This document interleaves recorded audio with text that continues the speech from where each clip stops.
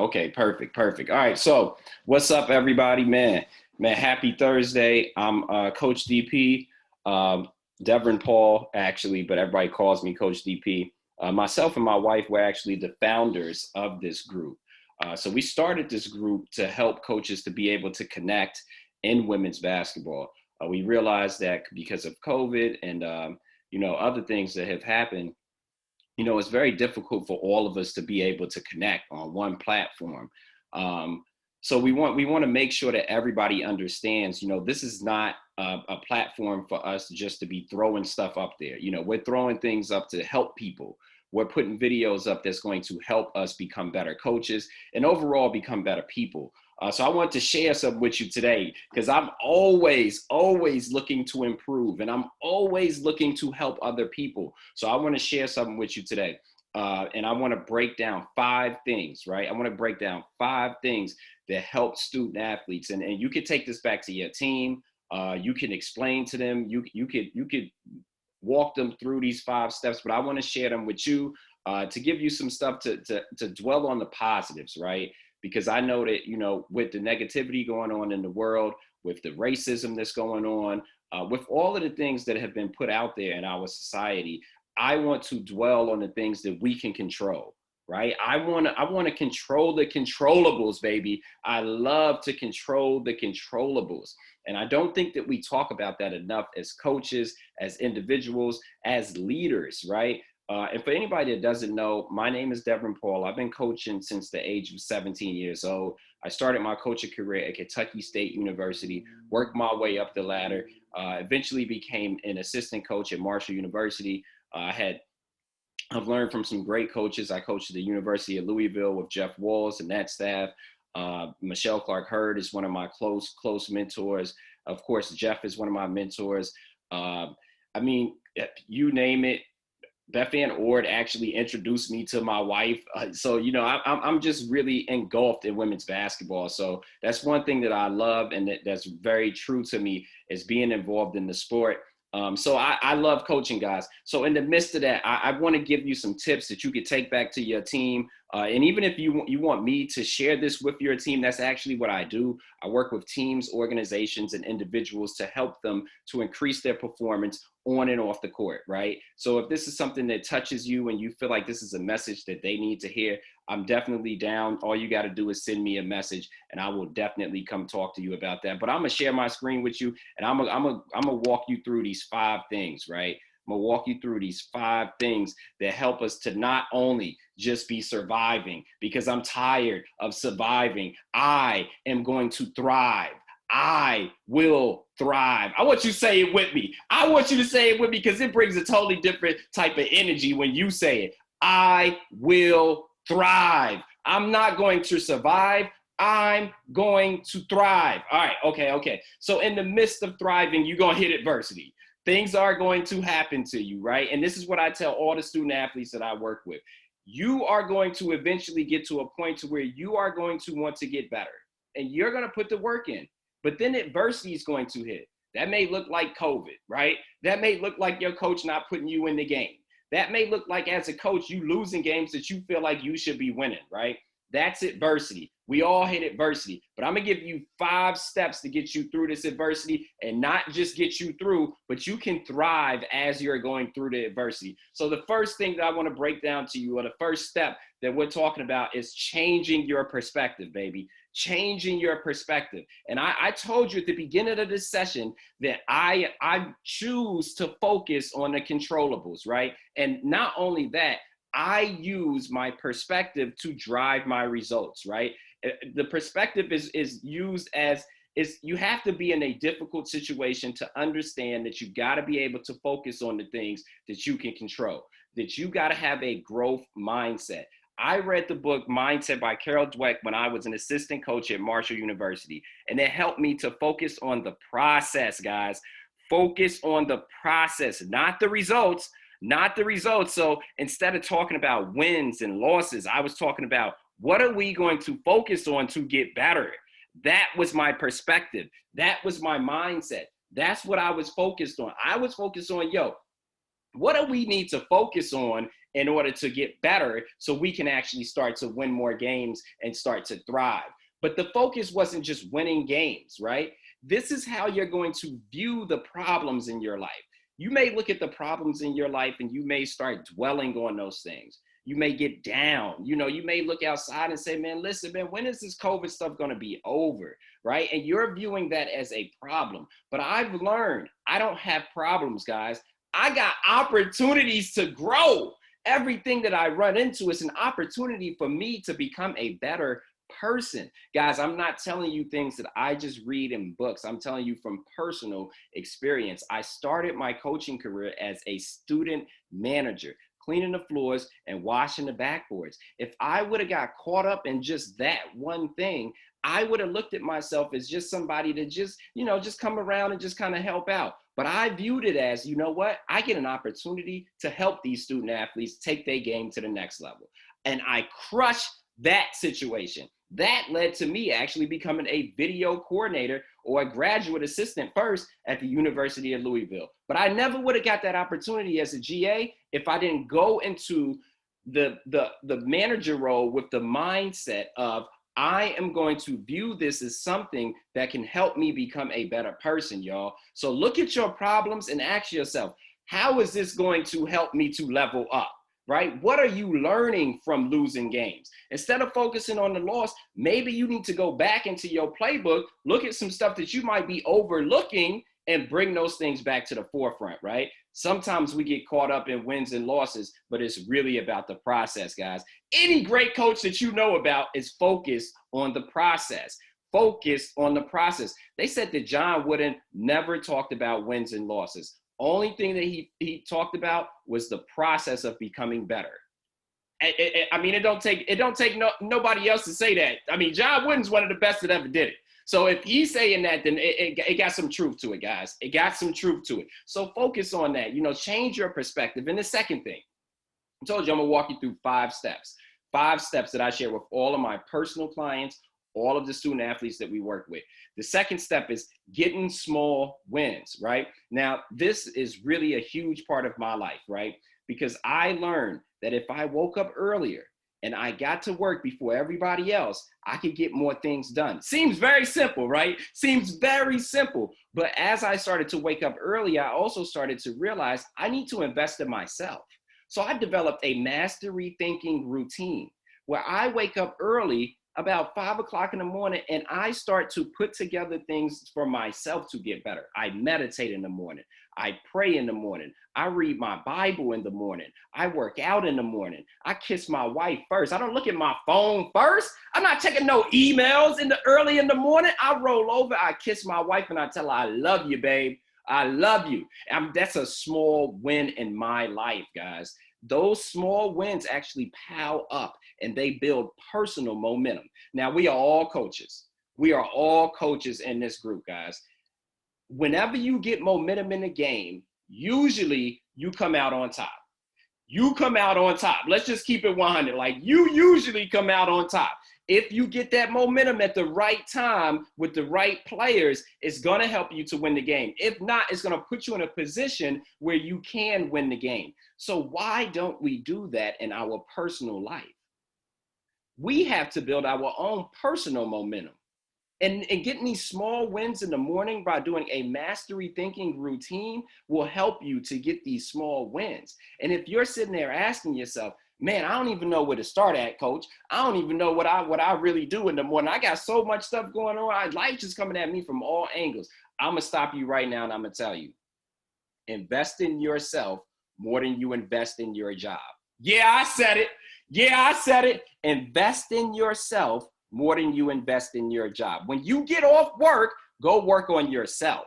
I'm constantly looking at how I can become a better husband. I'm constantly looking at how I can become a better father. And I ain't even got my own children yet, but I know that there are kids that look up to me. There are student athletes that I'm taking care of basically, and you are too. But you also have to be able to invest in yourself. You're no good to anyone else if you're coming out and you ain't got no energy. You got no energy. You got to invest in yourself. It doesn't mean that you got to go out and run 5 miles a day. Now, if you want to do that, then you be my guest. But at the same time, you got to do some type of physical activity, guys. You can't tell the players to work out if you're not willing to work out. That don't even make sense. That doesn't make no sense. The days of just saying, hey, do this because I said it, they over, y'all. It's over. It's a wrap on that. Ain't no kid trying to hear that. They want to see you out there working out. They want to see you out there doing the stuff that you said that you want them to do. And that's how you create those small wins, guys. And I built a coaching career off of creating small wins in my life to build personal confidence to take me to that next level, guys. Take me to that next level. And the third step leads me right into the third thing, which is all about helping other people. Helping other people, right? Now, what this does is it takes the focus off of you and you start to focus on other people. I'm not talking about money. I'm not talking about no money, guys. I'm talking about, I'm sitting here right now, right? I got these right here. I'm writing notes. I'm writing thank you notes to all the coaches in my life, all the people in my life that have added value. Everybody that's been able to help me and give me encouraging words, give me an opportunity, I am writing a thank you note to them. That is showing gratitude. I want you to practice gratitude, guys. Gratitude actually creates an atmosphere where God can bless you. God can't bless somebody that's holding on to stuff about how people treated you or what somebody said to you. Take the focus off of you and put it on helping other people. Right? It says in the good book, baby. It says in the game plan and in my personal game plan that God gave to all of us, which is called the Bible. It says, give and it shall be given unto you. Pressed down, shaken together, and running over. Running over. Now, I'm not telling you to give because that means that you're going to be giving something back, but I'm telling you that it tells you in the Bible to give. If you want to receive something, give it. If you want your kids to go hard, why don't you go hard for them? Why don't you look out for them? Why don't you do extra things for them? When I was at the university, when I was at Marshall University, I was a very, very young coach and very, very inexperienced, but I thought I knew everything. And I'm pretty sure there's some coaches out there right now that's in that same boat. But I wanted to get better. I looked at myself and I said, hey, it's time for DP to get better. What can I do? So I said, I'm going to build a better relationship. And we had just signed 7 freshmen in that class. So I'm sitting there looking and I said, how can I help these freshmen become better and help them to kill this learning curve? Because, man, ain't nobody trying to go through that learning curve once you first get to school. So what I started to do was I started walking my players to class. Right now, I know we in COVID and there's some things that you really can't do. But this was something that started to build relationships with those players. They started to express things to me. And what I realized was once I got to the court, they listened to everything that I tell them to do. Everything. They were locked in. And I realized that it was because all I did was show them that I cared. You can't tell them what to do until they know that you care about them. And we hear these things all the time. But are you really actively practicing these things? And if you are they in your calendar? Is there some way where you can check this? Who's holding you accountable for these things? Do you have a mentor? Do you have somebody that you can call? Guys, we can't get that far by ourselves. But if we are a part of a team, just like we tell our players, if we're part of a team and we're coachable, then I guarantee you're going to win more games. You're going to get to where you want to go. Just focus on helping other people, this is what we do, guys, as coaches, right? Fourth step. Now I'm gonna get a little personal with you. I'm gonna get up in your face, baby. I'm gonna get up in your face. And I'm gonna tell you to self-evaluate. That's right. I said it. Look in the mirror. Be real with yourself. What are the things that you need to get better at? Don't run from them because they're not going nowhere. They're not hiding. And what are the things that you're actually good at? So many times we overlook our own strengths. We overlook the things that really kind of separate us from everybody else, right? And this is what I tell student athletes all the time. I'm like, listen, man, you've been playing the sport for all of these years. You already have self-discipline. You already have character. You're already coachable. These are things that people look for in employees. These are things that people look for in CEOs, leadership roles. And they already have these things. And that's why I love to sit them down and tell them, hey, you got gifts, talents, and skills inside of you. They're not even showing up yet because you got to be able to self-evaluate. You got to be able to use the resources in front of you and stay on top of the things that you're good at, right?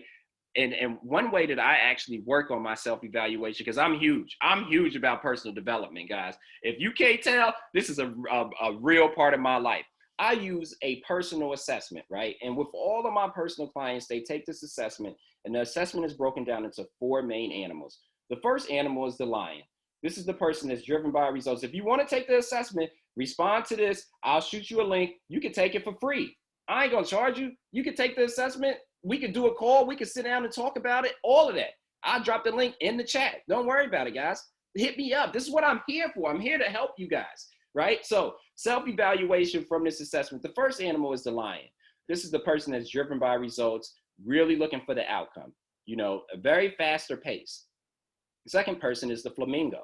The flamingo is very outgoing, energetic, inspiring. My dominant animal is a flamingo. My wife's dominant animal is a lion. And that shows you why she always telling me what to do. Third animal is the chameleon. The chameleon is very stable, status quo. This is a natural born team player. All of the great teams have chameleons on their team. Now, every great team has every single animal, and there's no animal better than another animal. We need all animals to be successful. Then the fourth animal is the turtle. The turtle is driven by details, guys. Very, very slower pace because they want to get things right the first time. Now, when you're able to identify what your dominant animal is and what your secret superpower animal is, now you're able to go directly into each animal and use what I call a crossover. Now, what that means is if I'm dealing with someone and I'm communicating and I want to be effective with my communication, once I identify what type of animal this person is, I can now switch gears and go directly and meet them where they are. What that looks like is if I'm dealing with a flamingo or a lion, I know I'm dealing with a faster paced person.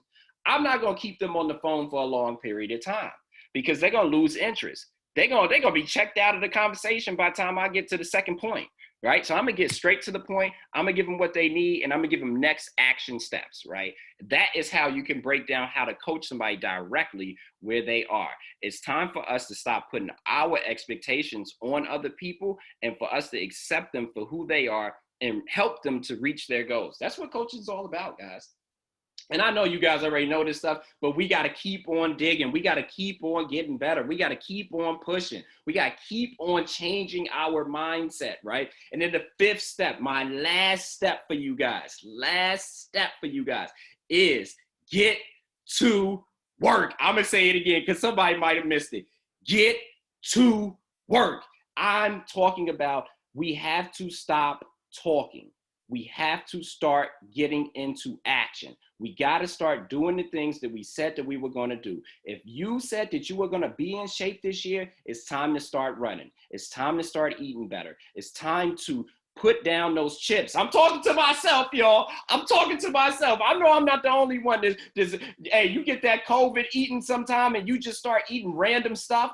It's time to stop doing that, guys. We got to get to work, right? One of my favorite speakers, one of my favorite personal development coaches, Jim Rohn, old school Jim Rohn. He said, don't wish it was easier, go get better. Go get better. Instead of crying, use that pain as motivation. Instead of being mad about not playing, use that as motivation to become a better coach. Use that as motivation to spend the time with your family that you haven't been spending with your family because you've been coaching all this time, right? Use that time because we have to stop looking at something and saying, hey, what am I going to get from this? And we got to start saying, what can I give? How can I be a resource? How can I give value? What are the things that I can do? And that's why I'm doing this call, guys. I want to give back. I want to be able to help people. I want you guys to have the knowledge, to have the personal development that you're getting right now, right? Because we all know basketball is only one part of it. Now, I know you're working on your X's and O's. I know you got baseline out of bounds plays out the wazoo. I know that you know all the defenses that you're supposed to be running. I know that you out recruiting. I know that you out getting the best players. But are you working on yourself? Are you investing in yourself? And if not, it's time to start doing that, guys. It's time to start doing that. Don't just think because it's going to be a blessing that comes to you, you're not going to have to participate. I'm going to say that again. Don't think because the blessing's gonna come to you that you ain't gonna have to participate and go get it and go get it.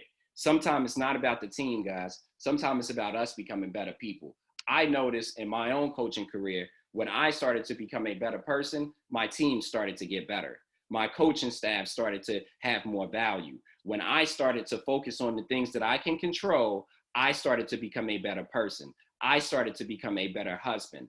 And it doesn't mean that I'm perfect. No, no, no, no, no, no, no, no. And I'm far from perfect. But one thing is, I'm striving to become the best version of myself. And I hope you're doing the same, guys. I really hope that you're doing the same. So if you want to take the assessment, even if you want me to come speak to your team, if you want me to hop on a Zoom call with you and you're interested in us working with your team or your organization, just shoot me a message, guys. But this is not about that. This is about you becoming the best version of yourself, and us being able to pour into your life is a privilege. So I appreciate it. Once again, it's Coach DP, y'all. I'm telling you right now, nothing changes until you change. I'm going to say that again because you might have missed it. Nothing changes until you change. So make the change today. And as always, trust the grind. Let's get it